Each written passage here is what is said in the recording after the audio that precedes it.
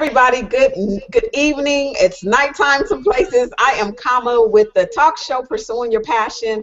My guest tonight is James Johnson the third. He is a life organization expert. He's going to help us learn how to declutter our lives. So I hope and pray you get something out of it. I know you will. I'm really excited. So I want to welcome James Johnson. Thank you so much for being on my show. Hey, thank you, Kamba, for inviting me. It is an absolute pleasure to be here, and I want to also thank everyone who's joining in to listen tonight. I appreciate it. So let's start off by letting the audience know exactly what it is that you do. Sure, absolutely. As Kama said, my name is James Johnson.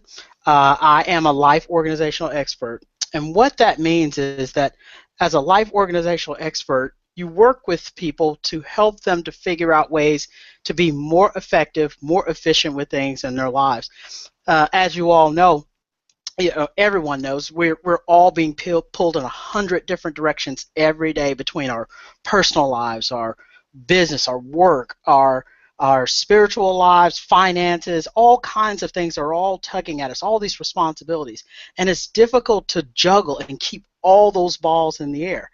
And what I do as a life organizational expert is I work with you to kind of evaluate things, understand what's happening, and then look for ways to improve, to do things a little bit better, to do them a little bit more smoothly, to find more efficiency. And it's not that we look for big, grandiose changes, but we look for lots of little changes, and all of those little changes, they pile up and compound together to become big change in your life. Oh, yes. Well, why don't you tell us, how did you get started with this particular niche? Well, I actually got started with this kind of by accident. It all started when I founded my first business. I partnered with a gentleman, Mr. Reuben West and Ron DeGon, and we met in Wichita, Kansas, and we partnered together to start our first business. And as we were getting it off the ground, working all kinds of crazy hours, doing exactly what I was talking about that everybody else does. You're just trying to do a million different things and trying to get it all done. In that effort, we started to realize that what we had to do was we had to organize better. And I kind of took the reins on that and began to develop systems and ways and things that we could do to make our business run more smoothly. And as I discovered more, I started to realize that my first and greatest mentor, my mother, Miss Mazola Johnson, God rest her soul, she taught me some things that I didn't even realize were there until I needed them. And right then I discovered that I had this ability, I had this knowledge to be able to organize things, to put things in their proper place, to even look for better ways to do things and do it consistently, constantly. And now I have found myself in a place where I have found myself with blessings above and abundantly overflowing, and I want to share that overflow with as many people as I can while I can. You know, you are definitely in or have a niche that most people need, probably more than what I can even imagine needs, especially someone like myself, which we'll get into a little later of everything that I do. Your mom instilled something in you. So obviously she's seen something about you that can blossom. Now, as a child, is there anything that you may have went through that made you look back now and say, hey, I can see why I'm where I'm at, besides just what your mom had told you? But is there something that you said, you know what? Okay, I was doing something similar to this as I was a child. Yeah, you know, often I cite a lot of the things that made me the person that I am today. Many of them had to do exactly with that. It was my childhood, my upbringing, with my home life. You've heard me speak briefly about my mother, and she did, I feel, a fantastic job of raising my brother and I. She was a single mom, and as a single mom, it's a very, very challenging thing. I myself have personally had a taste of what it is to be a single parent. My wife has been away in a master's degree program for the last year and a half, and as a single parent, I have felt the full burden of what it is to be a single parent, to have to take care of all of the things that are necessary, to be responsible for all the good, all the bad, and there is no break. There is no day off. And in watching my mother go through those experiences and then having those experiences myself today, I can see now as I watched her hold it all together, as I watched her find ways to do things in a better way and find things that she could do that were outside of our normal experience, things that she was able to organize and create. I figured out that that probably was the experience that was most critical to helping me become the man that I am today, along with my father's early passing. He passed away when I was only 3 years old. And unlike what is typical with many, many fathers in America today, where they have left the family for all kinds of reasons, incarceration or just simply abandonment, that was not the case with my father. My father actually died from Hodgkin's lymphoma, which is a form of cancer. And as much as I realized that if my father had been able to, he would have been there for me, what I came to realize is that as a father myself, as a parent, I wanted to make sure that I was available to my child. So in order to be available to attend to my child's needs, I have to be there when he needs me and not tied up busy working, doing all the other things in life. I have to be able to put those things in their place so that I can be available to those that I care for when they need me most. And so I would cite those experiences in my childhood as those things that gave me the most experience to be where I am today. Well, I really appreciate you already for what you're doing. Someone as myself that is I'm busy. I have this talk show. I'm a realtor. I am getting Mm-hmm. into real estate investing. I have 3 children. I'm busy in my church. I am busy in my real estate career. Right. I'm over a group that I meet with every Thursday. I'm in Mm-hmm. Toastmasters, and people wonder how do I juggle it, and I'm trying to figure out because there's some things that I still need to focus on because I still got a household I have to run because I'm a single mom, Right. and I have to Yeah. cook, I have to clean, I have to pick up my kids from school. Someone like me with all this that's going on, what are some tips that you can give me to help me get more organized? Because I definitely need it. And this is not just a question because I'm the host. This is personal. What can you do to help me say, okay, Kama, this is what you need to do to get things in order? Well, I can give you one very, very, very critical suggestion that will help you to get started. And the first thing is this.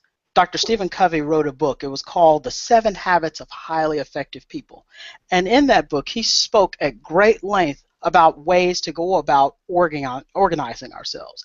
And one of the things that he said that I believe is the key, the foundational key to allowing people to better organize is how they go about their scheduling. Because what he said was the key is not to prioritize your schedule, but it is to schedule your priorities. In other words, the things that are the most important, put those on the list of things to do.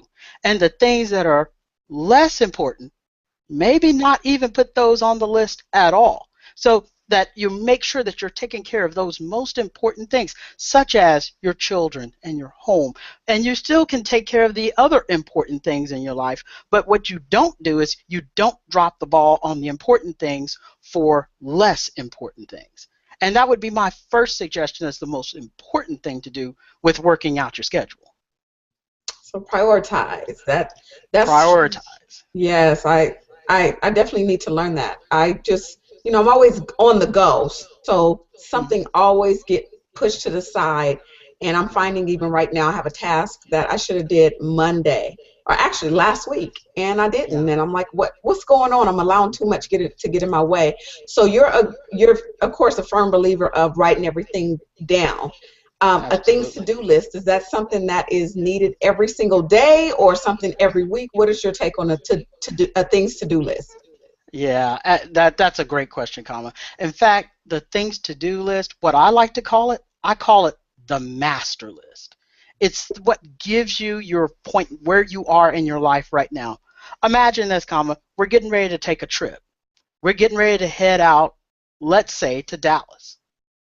Well, where are we now? Because in order to get to where we're going, you have to know where you are now. And what that master list tells you is these are all the things before me. These are all the pit stops, the exits, the bumps in the road that I'm going to have to deal with. It's the map. And if you don't have a complete and detailed map, it becomes very difficult to figure out where you're going. So that master list is very critical, and absolutely every day you should have that list available to you. And what's really critical about working through that master list to figure out what's important is two criteria. It's what's important, what's not important, but what's time sensitive and urgent versus what is not time sensitive and urgent. And between those two things, you can work out very easily a list of where things are very important, very urgent to be done, all the way down the list to things that are not important and not urgent. Then you have a way of prioritizing things, putting them in their proper place, and then never ever dropping the ball on those very important time sensitive things that must get done, because it helps you to start figuring out how to avoid distractions, and how when you do get distracted, you know exactly how to get back on course and get back on task. Wow. Wow, that's powerful. Are you dealing with some things, or is there any particular situation that or example that you can give with yourself? Because although you are the expert of organizing your life, I'm Mhm. sure you've hit some bumps in the road as well that may Oh. have been like, oh, can I get over it? But you were able to overcome it. Is there any situation you had like that? Oh, absolutely. In fact, I'm struggling with a situation right now, and it is getting in that exercise, that daily exercise that we all Yes, need. And yes. it's such an easy thing to hit the snooze button and stay in bed for another 10 or 15 minutes. It's easy to say that the exercise is unimportant. But what I've had to do is I've had to take that exercise, what is so important to my health, to help me maintain my health, maintain my vitality, maintain my energy level, lower my stress. And many of physicians will say it helps to keep away coronary artery disease. It helps us with our blood pressure for people who are suffering with diabetes. It solves a world of problems, but yet that's a thing that many of us would label as unimportant. And so what's critical with that is to put that on the list, right up there near the top, as one of those things that is very, very critically important to get done. And so for me, that has been my struggle up until a couple of weeks ago. I started putting it at the top of the list and no longer at the bottom. And that's made it possible for me to to hit that alarm clock and hit it only once, but then get on up and do what must be done, because now that's at the top of the list of things that must be done every day. Well, what are you finding with most people that are dealing with whether it's not? I see people that now I'm like, you guys are exercising. I mean, they are strong with it. That's my weak point right Mm-hmm. now. Mm-hmm. But they're dealing with something else. What are you finding is probably like the main thing that most people, something in common that most people are dealing with that's allowing things to clutter their lives and not be able to push forward to whatever goal it is that they're trying to achieve. You know, as a, I would say, in my opinion, the one thing that I see more people struggling with than anything else is chronic stress. That simply the act of having so many things to do, so many things pulling and tugging at us, I see people suffering with the symptoms of chronic stress every day. In fact, if you go to the National Institute of Stress or the American Psychological Association and you look up their data, and it's available for anyone to go and look at, but what you'll quickly find out in looking at the data is that 3 out of 4 Americans, 3 out of 4, are suffering with symptoms of chronic stress, both physically and emotionally, every day. 3 out of 4. It's hard to imagine that when you walk into a room and you see 4 adults there, that 3 are suffering with grinding their teeth, loss of appetite, Wow. muscle aches, pains, feeling angry, irritable, feeling nervous, feeling like they want to cry. 3 out of 4. And so if I were to say if there was any one thing that I see troubling more people, and it's related to organization and management of their time, it is that. It's that stress. Stress is critical, and we know now that stress is a killer. Dr. Hans Seeley, he was a pioneer endocrinologist who did much of the research on what we know today to be chronic stress. And what he said was this, is that it is not the stress itself that kills us, but it's how we respond to it. Mm. And so we have to learn different ways to deal with that stress, to better manage our day, better manage our time, so that we don't fall prey and victim to that stress. Wow. I just quit my job December 27th because I was dealing with stress. Coming home, I would have pains in my side because these cramps. I would always get in my left side if I stressed. And it's so true. It was taken away from my other priorities. I slowed down on my show, Absolutely. slowed down on my real estate, all because of Absolutely. stress. And I'm like, what's going on? And now that I've relieved that, I find myself doing more. I feel more free, and I'm back on my own again. So I hadn't worked for anyone in Absolutely. 8 years. So to go back to that Absolutely. and then have stress, oh my gosh, it's Yeah. it's Yeah. crazy. So that's very true. I'm sorry. Go ahead. Yeah.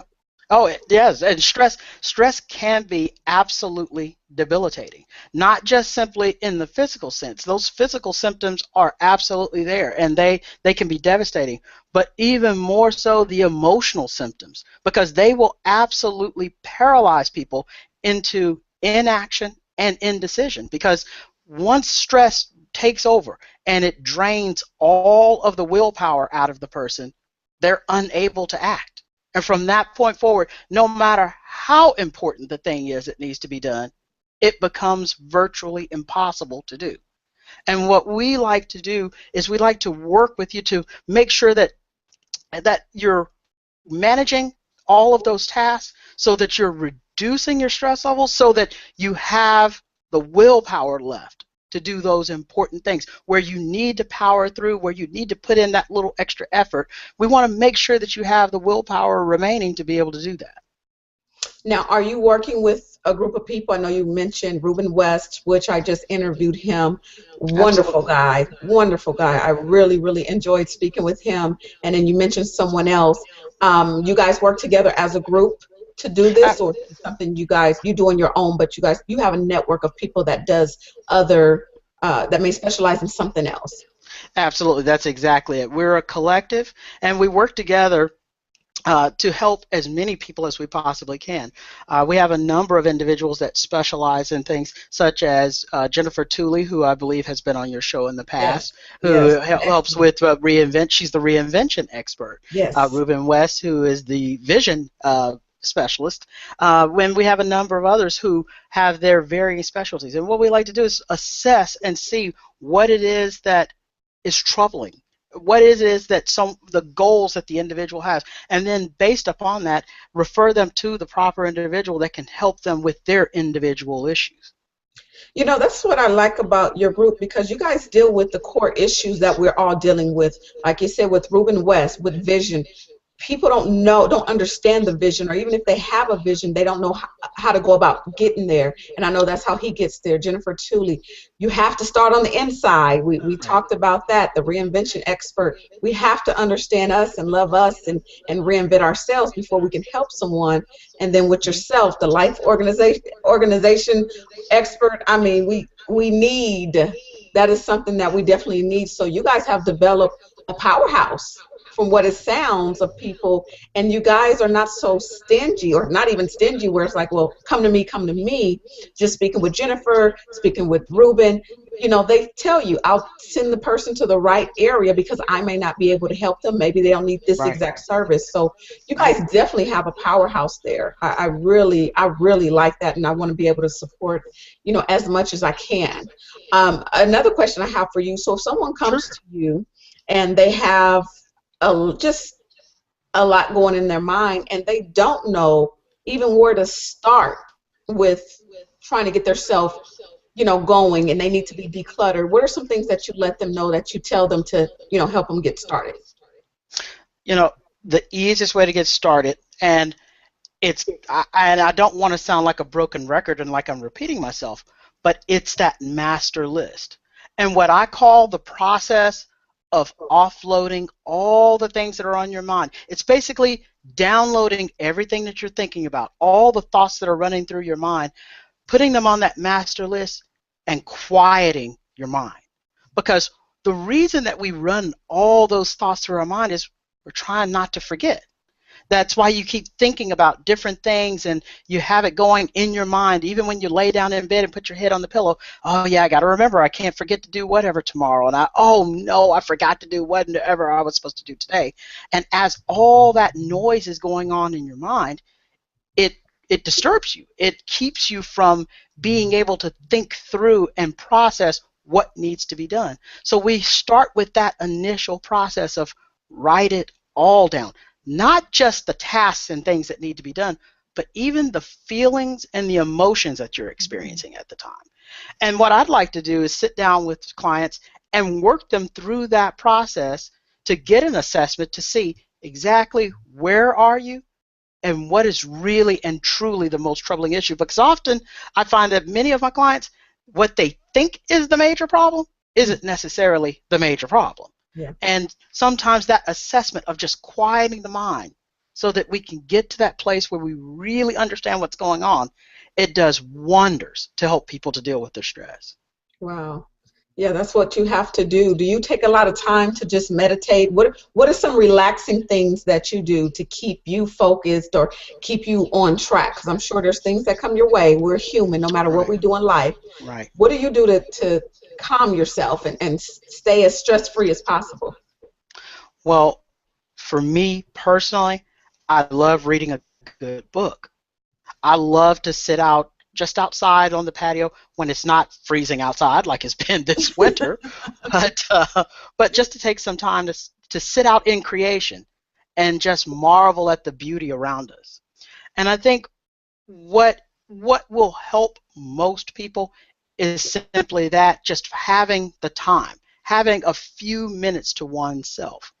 But what I have learned is this, in all the clients that I've had in counsel that I've coached, is that it's individualized. Each individual has their own need. They each have their own thing that soothes their spirit. And that's what we're in search of, is what is it that person needs, that individual. What does this person need that's going to calm their spirit, soothe their soul, so that they can find contentment and peace. And that's what being organized does, is once you have things in your life organized and in the proper place, it leaves time to do the things that you want to do. It leaves time for you to choose between what you need to do and what you want to do. Beautiful. Well, before I let you go, I, for one, want to thank you for all your wisdom. Trust me, I've learned quite a few just sitting here, and I'm going to get my master list together. I have to. I started for like a few weeks, and I tell you, it made a huge difference in my life, and I allowed my prior circumstance, my job, to push that aside, but now I have to pick that thing back up and get back to it. There's no excuse. Get back to it. So I appreciate it. Before I let you go, just for the listening audience, if you have a question, please feel free to type it in, and I will ask. In the meantime, I want you to leave something with everyone. If you have a saying or something you want to leave, and then also leave your contact information so we can make sure that those that want to reach you, they're able to reach you. Absolutely. And I just popped it up on the screen. My email address is there. It's jjcsa@gmail.com. You can also reach me on Facebook at James E. Johnson III. And also, in closing out, I just wanted to say this for the listeners, is that, I realize that many of us have been struggling, particularly in the last few years, that the economy has been down, the weather has been terrible, There's just been so many things going on. There's been so much bad news in the world, and a lot of people are really struggling right now. And like anybody that's been in any type of a competition, like anybody that's ever had to compete in a game of any type, sometimes you get knocked down. Sometimes you're in a losing position. And when you're down and you're feeling like you're out, you're looking around trying to figure out how to get back up again. And because of that, this evening I want to extend an offer to anyone who wants more information about some of the things that we've talked about this evening. I've put together a few tips that I think go beyond our conversation and will kind of help people to uh, work out some things and maybe give them a place to start with trying to organize their life. And it's my 9 tips to greater happiness. And it's a champion's guide because I know that there are some champions out there. I know they've been winners for a long time, and maybe right now they're down on the mat. But you know, they can get up again. And I believe with a little bit of help, with just a little bit of coaching, they can do great things. And I want to be able to give them something, and it's absolutely free. All you have to do is go to the link that you see on your screen and click on it. If you register there, it will give you the download. Take a look at the information, and if you have any questions whatsoever, and if you would like an assessment, please contact me. I would be happy to do an assessment for you. All right, perfect. Thank you. I do not see any questions. I hope I'm not missing anyone. If I am missing you and you had a question, you have his information, so I do apologize. Someone posted a question, but I don't know if I want to answer that on air, so I'll email the person. It was something to me. Actually, they said, what is comma? So I'm like, are they asking me what is my name? Who am I? I don't know. But if you're asking what is comma, comma is me. That's my name. But anyhow, thank you so much, Mr. Johnson, for being on. Oh, Ruben. How are you, Ruben? I know you're not on. Keep doing what you're doing. We appreciate you. Thank you so much. I appreciate you being on and watching. Thank you so much, and thank you for referring me. I'm always looking for guests. So if you know someone that might be great for the show, make sure you email me at booking@commaspeaks.com. You can also find me on social media. It's Instagram, Pinterest, Twitter. Even I'm changing my YouTube over to Comma Speaks. So if you're subscribed to For Sale by Comma, switch over. There should be a link that'll be coming up, and you can switch over to Comma Speaks. I'll be uploading new video. Make sure you tell everybody about me. I love what I'm doing. I love being able to talk to people such as James Johnson and Ruben West. This has been such a great experience for me. I'm able to get a lot of knowledge and be able to share it with the world. So make sure you continue to tune in, continue to bring people my way. For more information, if you just want to know what I'm doing, you can go to my website, which is commaspeaks.com. Again, that's commaspeaks.com. And make sure you check out my next show, which is going to be Monday, February 24th. I will have two guests. They are co-authors of a book called Made to Love, and they're under All In Publications publishing company, which Dia Harshaw, which was a past guest, she has a publishing company, so her authors will be on my show on Monday. I want to thank everybody for tuning in. Thank you so much for taking your time with myself on Pursuing Your Passion. I am Comma. Remember, no matter what you do in life, always pursue your passion. Everyone have a good night. And again, thank you, Mr. Johnson, for being on. Hey, thank you. You have a good night. You too.